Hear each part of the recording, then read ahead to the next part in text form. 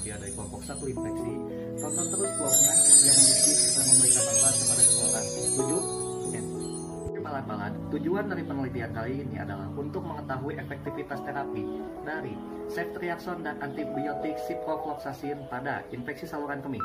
Penelitian kali ini adalah untuk mengetahui terapi manakah antara ceftriaxone dan ciprofloxacin yang paling cost efektif. Infeksi merupakan proses invasif oleh mikroorganisme dan berproliferasi di dalam tubuh yang menyebabkan sakit. Infeksi saluran kemih ialah keadaan di mana kuman bertumbuh dan berkembang biak di dalam traktus urinarius dengan jumlah yang bermakna. Infeksi saluran kemih dapat mengenai semua usia, pada pria maupun pada wanita. Akan tetapi pada dua jenis kelamin ini, ternyata wanita lebih sering mengidap infeksi daripada pria. Karena jarak antara kandung kemih dan kulit yang dipenuhi oleh bakteri ialah 5 cm pada wanita dan 20 cm pada pria. Penyebab infeksi saluran kemih.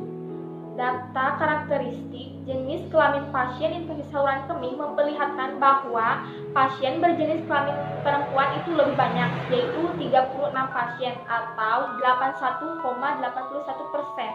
Sedangkan pasien berjenis kelamin laki-laki yaitu hanya 8 pasien atau 18,19%.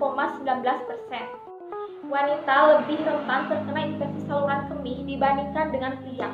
Wanita mengidap ISK 10 kali lebih rentan dibandingkan dengan pria karena jarak antara kandung kemih dan kulit yang dipenuhi oleh bakteri ialah 5 cm pada wanita, sedangkan pada pria 20 cm.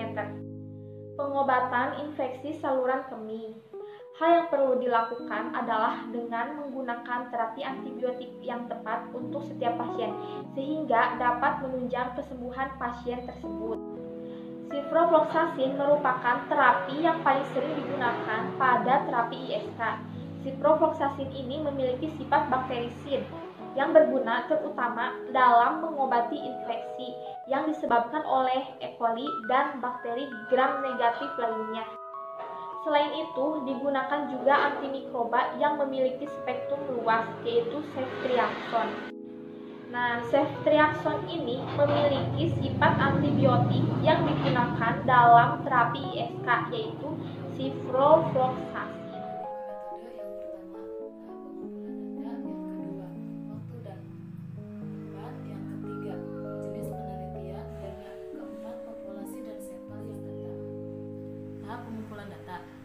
Persiapan dilakukan melalui survei populasi di rumah sakit tersebut, pengambilan data dari rekam medis, lalu kemudian dilakukan pencatatan meliputi data diri pasien, nama lawak pasien, analisis yang dilakukan analisis karakteristik. Pengukuran efektivitas terapi dilakukan dengan menghitung length of stay atau LOS dengan secara statistik.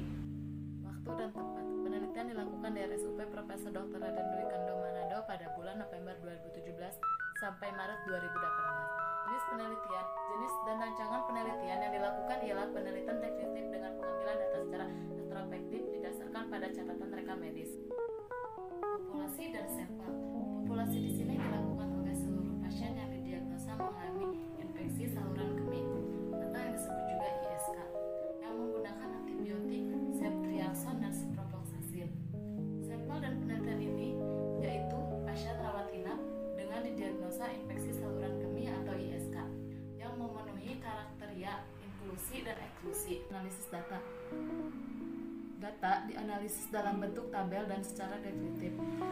Setelah data terkumpul dan telah dilakukan penyuntingan data, lalu dilakukan perhitungan biaya medik pada tiap-tiap pasien, lalu dijumlahkan sesuai golongan terapi dan dibuat rata-ratanya.